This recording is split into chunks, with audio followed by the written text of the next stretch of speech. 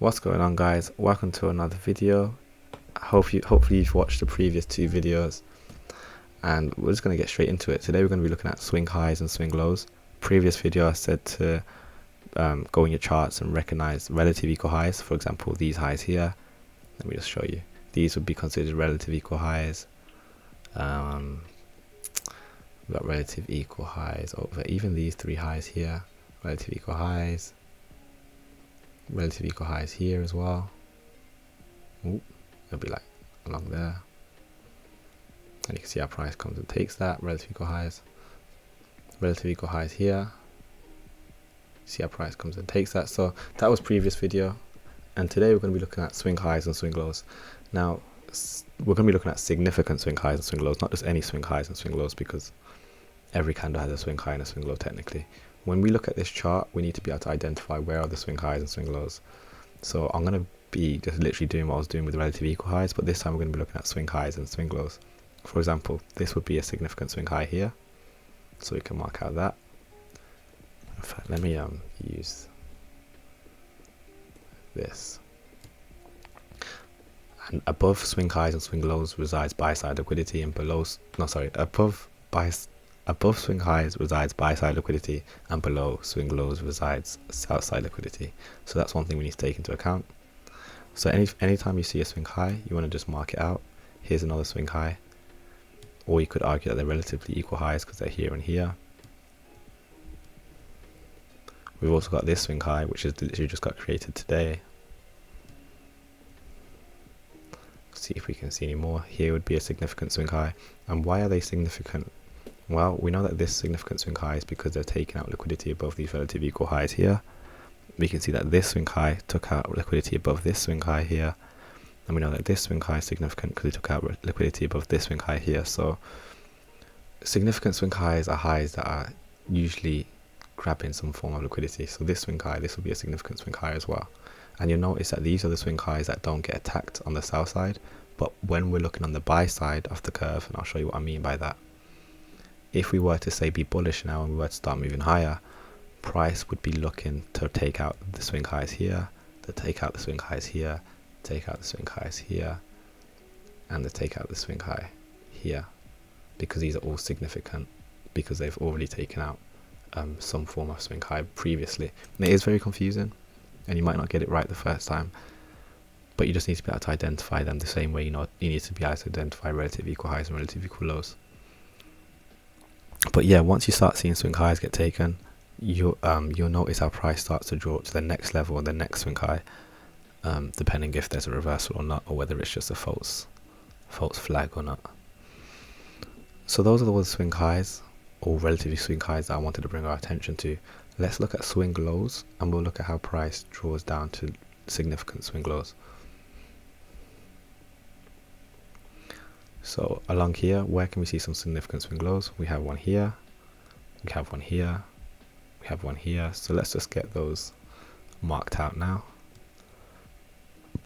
So this swing low here, where sell side liquidity will be residing below it. This significant swing low here, significant swing low here, and look at how price trades through these levels, So as soon as we trade through the swing low, you can see we have a nice pullback, come back down, take another swing low out. What do we have? Retracement, creates significant swing high. Why? Because we took out this swing high, and then what happens to that swing high? It gets taken. Now it's not going to make sense straight away, guys. These are relative equal lows, but the most significant swing low would probably be this one because it's the lowest. Yeah, it's not going to make sense straight away, but you really need to do this just to get a basic understanding and framework as to what we should be looking and having our eyes set on in the charts, and then the logic gets applied, and then the understanding of how price refers to these levels starts to become clear. And I will explain that in future videos when I start explaining what liquidity is and things around that nature. But you can see this swing is a significant swing low. Why? Because this swing took out buy stops and also took out sell stops. And you can see our price comes down, grabs that. What happens? We retrace after that. We even have this very significant swing low. Now there are three different types of swing lows and swing highs. There's intermediate swing, short-term swing and long-term. This would be considered a long-term, and you can see purely because it's a long-term swing low that's been, that's created a long range, and this is the 4 hour, so we know this is a long-term low. An intermediate swing low would be something of this nature here. Why? Because it's got two short-term swing lows to the left and right of it, here and here. And then a short-term swing high would be something in between that. So this would be a short-term swing high here. These would be short-term swing highs. And being able to define them is pretty difficult. You won't be able to do them straight away. It took me a long time to be able to actually understand what ICT meant when he said short-term, long-term, and intermediate term. For example, this would be a short-term high. This would probably be intermediate. Or would it be long term? This would be long term. This would be intermediate, and this would be short term. And you can see that because of the range it creates and how price acts around it. So yeah, all I'm getting you guys to do in this tutorial really is to just go and recognize where the swing highs and swing lows are. Now this can be done on every time frame. Why? Because price is fractal. So we can go on the weekly and we can do the exact, in fact, let's change. Here's the weekly chart of euro, and we can look for the same thing. Where the swing high is, significant swing high here. What rests above swing highs, buy side. We've got significant swing highs here, here, here,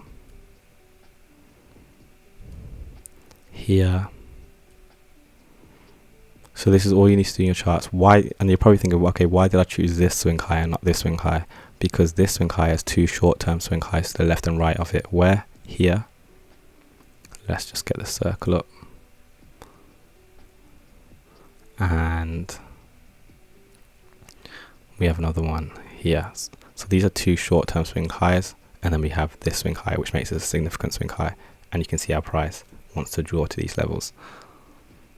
And once you start to understand that, you can slowly start to build a understanding as to how, again, price draws into these levels. So look at this. Let's look at the sell side, for example. We have sell stops below here, and we have sell stops below this swing low, and we have sell stops below this swing low.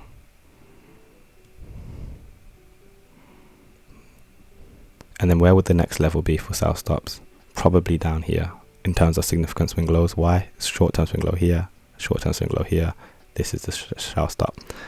So if price is going to continue to be bearish in this on Euro USD, for example, we'd want to see if this swing low would be the next one to get reached for.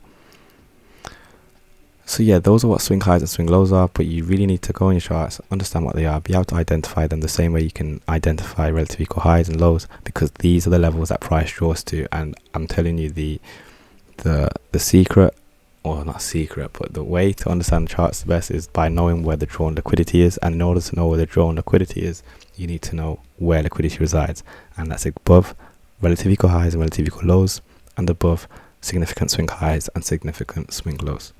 Thanks for watching, guys. Hope you learned something, and I'll catch you in the next one. Peace.